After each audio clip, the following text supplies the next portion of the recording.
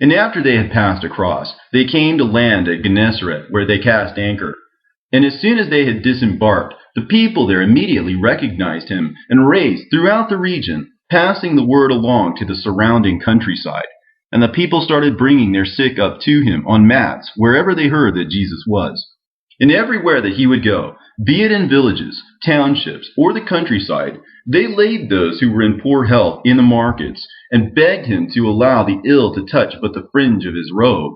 And as many as touched it were instantly healed.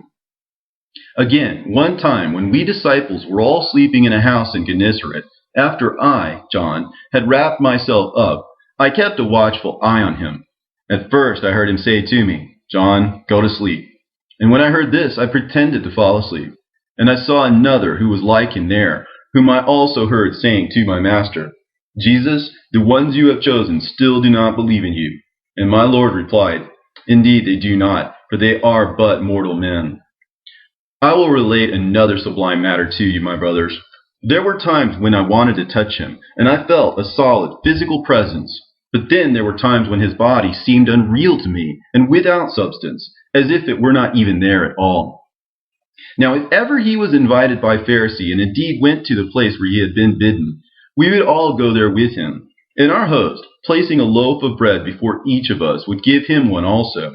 Then he would bless his own, and split it among us, and that tiny bit would fill us all, while our own would remain unbroken. Those who had invited him would always be amazed. And whenever I would walk with him, from time to time, I would try to see if he left prints upon the ground, but I could never make out any.